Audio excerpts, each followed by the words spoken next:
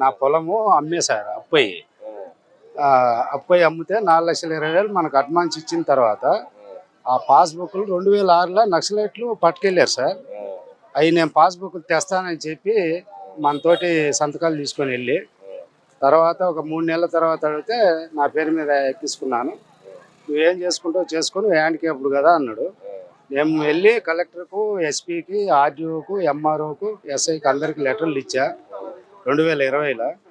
దానికి ఏ సమాధానం లేక నేను తిరగలేక ఆగిపోయా సార్. ఈరోజు వచ్చేసి లోకేష్ బాబు గారికి వచ్చి నేను ఆ లెటర్లో ఎస్పీకి ఇచ్చినవి అన్నీ ఇవ్వటం జరిగింది. బాబు నేను పరిష్కారం చేస్తాను అని చెప్పి మనకు కొద్దిగా హామీ ఇచ్చాడు సార్. అందుకు నేను కొద్దిగా హ్యాపీగా బయటకు వచ్చేసారు. అయితే ఎవరు ప్రోత్సాహంతో చేశాడు? ఇంతకుముందు గవర్నమెంట్ ఉంది కదా, అన్నారాంబాబు ఎమ్మెల్యే సార్. ఇదే కాకుండా ఇంకా కొంత గవర్నమెంట్ ల్యాండ్ ఫారెస్ట్ పొలం అంతా లాగేసుకున్నాడు. దాని మీద మనం కంప్లైంట్ ఇచ్చారు. అతను ఆర్ఐగా చేసేవాడు అప్పుడు కలెక్టర్ ఆఫీసులో. పొద్దుబలంతో ఈ పొలాలన్నీ ఇలాగా లాగేసుకున్నాడు. అవి మనకు పెద్దోళ్ళది కదా సార్, మనకు తెలియదు. నా బలం వెనకమాల బలం లేకపోతే ఇంత లాగలేడు కదా సార్. నా పేరు మీద మార్చాల్సిన పని అతని పేరు మీదకి మార్చుకున్నంటే ధైర్యం ఒక ఆర్ఐగా ఉండబట్టే కదా. అది సార్. గతంలో మీ ఏరియాలో అన్నారాంబాబు గారు నడిచిందంటే సార్ మనం హ్యాండిక్యాప్డ్గా ఉన్నాము. కాకపోతే కొన్ని వదంతులు వచ్చినాయి కానీ మనకు తెలియదు కదా. అనుకున్నది వాస్తవమే. ఈ గవర్నమెంట్ వచ్చింది ఎలా అనిపిస్తుంది మీకు? చూద్దాం సార్, 2 నెలలే కదా. మనం కూడా ఇచ్చాము, నేను పరిష్కరిస్తాను. ఎస్పీకి ఇచ్చిన లెటర్ అవన్నీ చూసాడు. చూసిన తర్వాత నేను పరిష్కరిస్తాను నాన్న, ఏం కంగారు గడపకు, మీ పెన్షన్ వస్తుంది అన్నాడు. వస్తుంది సార్ అని చెప్పా. ఓకేనా అని నేను పరిష్కరిస్తాను అని చెప్పి 6,000 ఇస్తున్నాడు సార్. 3,000 ఇచ్చేవాళ్ళు సార్. ఎన్ని రోజులకు వచ్చింది 3,000 అనేది? 3,000 అంటే సంవత్సరంన్నర అయింది సార్. మళ్ళీ ఇప్పుడు 2 నెలలు దాటిపోయింది ఇప్పుడు ఈ గవర్నమెంట్. చంద్రబాబు నాయుడు గారు ఇచ్చారు కదా సార్, సంతోషమే, హ్యాపీయే. గతంలో నీకు అంత అమౌంట్ ఎందుకు రాలేకపోయింది అనుకుంటున్నాను? అంటే సార్ ఆయన పెంచలేదు సార్. అప్పుడు చంద్రబాబు పెంచిన 3,000 కానీ తర్వాత ఈయన వచ్చిన తర్వాత 5 సంవత్సరాలు పెంచలే. ఈయన వచ్చిన తర్వాత ఏకదాడి 3,000 ఇచ్చారు. మరి ఈ గత గవర్నమెంట్ ఇచ్చింది 4 సంవత్సరాలు పట్టింది 3,000 పెంచడానికి. మరి ఈ గవర్నమెంట్ వచ్చి నెల కూడా కాకముందు ఇంకా సంక్షేమ పథకాలు నేను ఇచ్చేవాడిని జగన్మోహన్ రెడ్డి ఇస్తారు సార్. ఎందుకంటే సార్ మనము టైం ఇవ్వాలి కదా. కానీ జగన్మోహన్ రెడ్డి గారు అలా అంటలేదు కదా. అంటున్నంటే ఆయనకు అర్థం కాకపోయి మాట్లాడితే సార్. మనం పునాది తీయంగానే ఇల్లు అవుతుంది సార్, అవదుగా. కనీసం సంవత్సరం 6 నెలల్లో గడువు ఇవ్వాలి కదా. మరి గతంలో ఆయన ఎందుకు ఇచ్చాను బట్టన్ నొక్కాను అందరికి చెప్పాడు సార్, అలాగే చేసాడు ఆయన. మరి వచ్చినాయా? చెప్పడం కానీ ఇచ్చింది లేదు సార్. కాకపోతే ఈ పథకాలన్నీ ఇచ్చాడు కానీ సంవత్సరానికి ఒకసారి ఇచ్చాడు. ఇచ్చే ఉపయోగం సార్, పిల్లలు చదువులేంది లక్షలు వీడు చదివిస్తుంటారు వీళ్ళందరూ. దాంతో అందరూ రిటర్న్ తీసుకున్నారు. మరి మీ అబ్బాయి చదువుకున్నాడా? చదువు అయిపోయింది సార్. ఏం చదువుకున్నాడు? ఇప్పుడు ఫారిన్ పంపించుకున్నా సార్. ఫారిన్ పంపించుకున్నా సార్. ఇక్కడ ఎందుకని లేదు సార్, అవకాశం లేదు.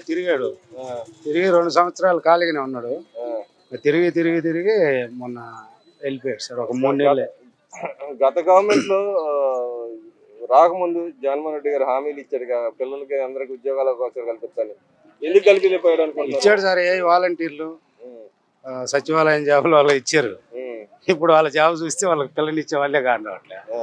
ఎందుకని అంటారు? ఎందుకంటే సార్ ఆ జాబ్ అదే జీతం కదా సార్. 4 సంవత్సరాలైనా 5 సంవత్సరాలు అదే జీతం. వాళ్ళకి ట్యాక్స్ ఇవన్నీ పోతే అదే ఆ నుంచి ట్రాన్స్ఫర్ అయ్యారు అనుకో ఎక్కడికన్నా, వాళ్ళ ఇంటి రెంట్లు కరెంటు బిల్లు ఇవే సరిపోతాయి. వాళ్ళు మళ్ళీ వెనకమాల పిల్లల పరిస్థితి ఏంది. అందుకు వాళ్ళను ఇప్పుడు నేను ఒకటి ఇంకా కాలు బాగాలేదు కాబట్టి మ్యారేజ్ బ్యూరోలో ఏదో చేస్తున్నా, ఏదో 10-20 తీసుకొని. వాళ్ళకంటే అసలు పలకట్లే ఆడపిల్లలు మాకు సార్. గవర్నమెంట్ జాబ్స్ అయ్యాయని చెప్పారు కదా, అదే దానికి అసలు లేదు. అమ్మాయిలు అసలు పలకట్లే, ఆ జాబ్ కంటే పలకట్లే. సరే, అది తీసి పక్కన పెడితే మరి ఇప్పుడు కొత్తగా నిన్న చంద్రబాబు నాయుడు గారు తిరుపతి వెళ్ళారు. తిరుపతి CCT అని చెప్తుంది. దాంట్లో ఉద్యోగాల కల్పన కోసం ట్రై చేస్తున్నారు కదా, చేస్తాడని ఈయన మీద అందరికి నమ్మకం ఉంది సార్. ఎందుకంటే కొత్త కంపెనీ ఇంతకుముందు చూసాం కదా సార్. ఇంతకుముందు చూసాము. ఆయన అయితే పిల్లల భవిష్యత్తు బాగుంటుంది అని అందరికి అది ఒక నమ్మకం ఉంది. ఎందుకంటే సీనియరు ఉమ్, ఇంతకుముందు చూసాం. ఉమ్, ఇప్పుడు హైదరాబాద్ అంత డెవలప్ అయింది అంటే ఆయన పుణ్యమే కదా. ఉమ్. మరి 3 నెలలు ఎందుకు ఆయన సంక్షేమ పథకాలు ఇస్తానే ఉన్నాడు? మరి అప్పులు తీసుకురావడం ఎలా గడుపుతున్నాడు అనుకుంటా? అప్పులు అప్పులు తీసుకురావట్లేదు కదా ఆర్బీఐ నుంచి. గత గవర్నమెంట్ లో అయితే ప్రతి నెల వెళ్ళి అప్పు తెచ్చేవాడు. అదే సార్, తెలివి కల్లోడికి పొలం పండిద్ది, తెలివి లేనోడికి పొలం పండదు సార్. ఆ, తాగుబోతుడికి పొలం ఎట్ట పండిద్ది సార్? ఆ, దాని మీద ఇంట్రెస్ట్ ఉంటే అన్ని ఆ పొలంలోనే మనకు ఆదాయం వచ్చింది. ఈయన కూడా అదే. దాని మీద ఎప్పుడైతే ఫోకస్ పెట్టాడో ఆటోమేటిక్ కంపెనీలు వస్తే మనకు ఆదాయం పెరిగిపోయింది. మరి ఉన్నట్టు ఎందుకు పారదోలని? పారదోళ్ళంటే ఎమ్మెల్యేలు వెనకమాలంగా చూస్తున్నాం కదా మనం. మీ దగ్గర ఒక కంపెనీ రావాల్సింది ఎందుకు వెనకపోయింది? మీ దగ్గర రావాలి కదా ఒక కంపెనీ, డ్రాయల్ కంపెనీ ఒకటి రావాల్సింది ఉంది. ఏ డయాలు రాలేదు సార్. ఆయన చేసిన పాలన బాగానే ఉంది, కానీ వెనకమాల వాళ్ళంతా తప్పుడు నిర్ణయం చెప్పారు ఆయనకి. తప్పుడు అబద్ధాలు చెప్పారు. ఆయనకి అన్ని అబద్ధాలు చెప్పేసి వీళ్ళు ఏడ జనాలను భయపించి ఆ విధంగా చేశారు. భయపడేవాళ్ళు జనం బయటికి రావడానికి. మీ జిల్లాలో దాదాపు చాలా దగ్గర ఈ భూదందా నడిచింది అంటున్నారు, నిజమేనా? అంటే సార్, మనము కొంచెం కాలు బాగుంటే తిరిగే వాళ్ళము. కాకుంటే జనాలు అనుకుంటుండ్రు బస్ స్టాండ్లల్లో, రైల్వే స్టేషన్లల్లో ఇక్కడ అక్కడ అది జరిగింది, ఇది ఇక్కడ జరిగింది, మార్కాపురం, కనిగిరి, గిద్దలూరు ఇవన్నీ జరిగినాయి అంటుంటే కానీ మనం చూడలేదు కదా. ఏదో జనాలు దారిని పోతా అంటుండ్రు, కానీ జరిగింది వాస్తవం అని అంటుండ్రు మళ్ళీ. అదేవిధంగా జగన్మోహన్ రెడ్డి ఇంటి ఖర్చులు వచ్చి బయటకు ఒకటి వస్తున్నాయి. ఎరుకలు పడటానికి అలా 1.5 ఇంట్లో బూజులు 3 కోట్లు, అలాగే స్నాక్స్ తినడానికి 4 కోట్లు ఖర్చు పెట్టారంట. దేనికి ఖర్చు పెట్టారంటారు? అంత అది ఆయనకే తెలియాలి. అంటారు అసలు? అది ఆయనకే తెలియాలి సార్.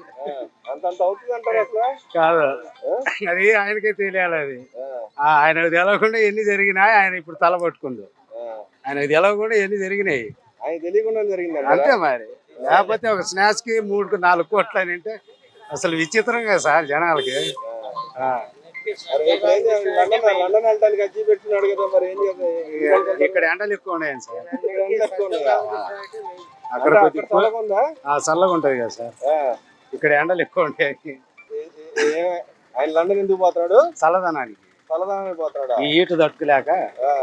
మరి ఆయన తగ్గట్టు ఆయన మామ కూడా వెళ్తున్నాడు కదా. ఏటు అంటే సార్, ఆయన మళ్ళీ అక్కడ ఏమన్నా ఉందేమో సార్. మొన్న వైజాగ్ ఉండే, అక్కడ ఏమన్నా ఉందేమో, అందుకు బయలుదేరుతున్నాడు ఇద్దరు తోడుగా. మరి ఈయన బయటకు వచ్చాడు కదా, జనాలకి కనపడతానికి వచ్చాడు కదా, ఎందుకు వచ్చాడు? మళ్ళీ ఇప్పుడు ఎందుకని కనపడట్లా? ఎవరు? జగన్మోహన్ రెడ్డి గారు సింగిల్ ఎక్కడికైనా వస్తాడని చెప్పారు కదా. సింగిల్ ఏం కొట్టండి సార్, నాకు కాలు లేదు, నేను నిలబడి సింగిల్ గా రాంటి ఆడికి వచ్చాను నేను. అదే కొద్దిగా వెనకమాల సపోర్ట్ సరిగా లేదు సార్. అంతా ఆయనకు అబద్ధం చెప్తున్నారు.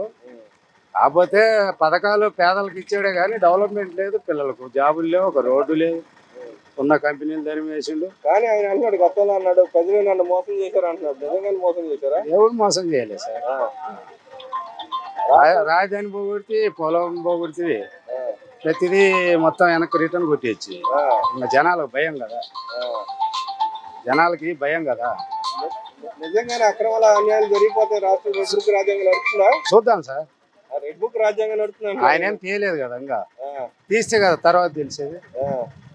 తీసిన తర్వాత తెలుస్తుంది. ఇప్పుడు మామూలు మా నార్మల్ వాళ్ళకే తెలిసిపోతుంది అన్ని. ఎక్కడెక్కడ నెట్టేసుకున్నా జనాలు ప్రచారం జరుగుతుంది. మరి రెడ్ బుక్లు ఏముంది, ఇంకా అయ్యే ఉంటాయి. అవి ఇంకా ఓపెన్ చేసుకోలేదు ఆయన. ఓపెన్ చేస్తే కదా ఎక్కడెక్కడ ఏం జరిగింది అంటే. ఎందుకు గగ్గోలు పెడుతున్నారంటారు వీళ్ళు? భయంగా, దొంగడికి భయం కదా సార్. ఇప్పుడు లోనకు పోయి రాబట్టి హ్యాపీగా మాట్లాడుతున్నాడు. లోనకు పోయేవాడికి బాధ కదా. దొంగతనం చేసిన వాళ్ళకి భయము, చేయనోడికి భయం ఏముంది, హ్యాపీగా తిరగచ్చు. గతంలో దొంగతనాలు బాగా జరగబట్టే కదా సార్. ఆ సెల్లు ఫోను చంద్రబాబు అరెస్ట్ అయినప్పుడు ఫోన్ వినటానికి భయపడి ఇంట్లో దాచుకున్నాం. జనాలందరూ ఆ విధంగా భయపడే పక్కకు నెట్టారు. అది